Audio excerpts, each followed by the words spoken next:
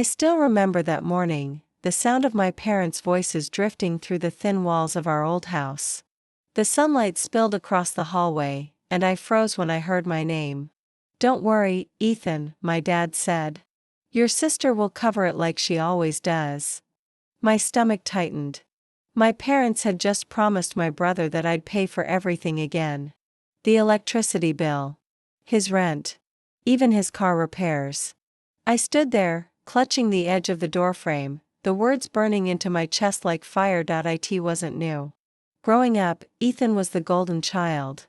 He played soccer, got into trouble, and somehow always landed softly. I was the quiet one, the responsible one, the good daughter who kept everything running.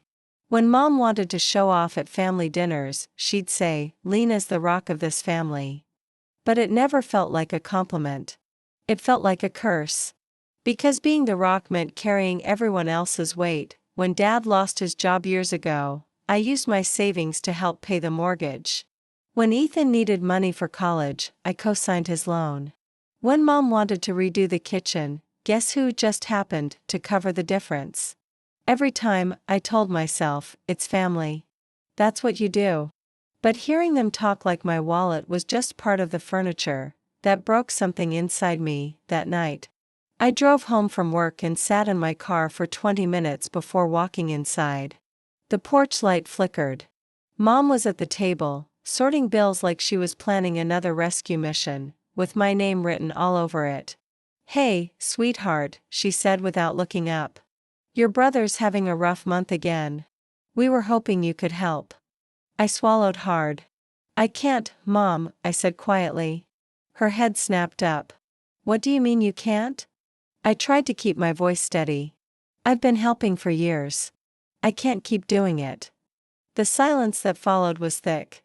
Dad folded his newspaper slowly, like he was controlling his anger. "We're family, Lena," he said. "You're doing better than him. You can afford to help." I almost laughed. "I work 2 jobs to stay afloat," I said. "You think I'm rich just because I don't ask for help?" Ethan walked in right then, holding his phone.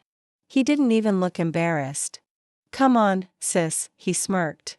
"You've always been generous." That was it. My pulse pounded in my ears. "No," I said, standing up. "Generous means choosing to give. You turned me into an obligation." Mom gasped like I'd said something blasphemous. "How can you talk like that?" she said. "After everything we've done for you?" I stared at her. "Everything I've done for you, you mean?" For the first time, I didn't feel guilty for saying it. I felt free. Over the next few months, the calls and guilt trips kept coming, but I didn't cave.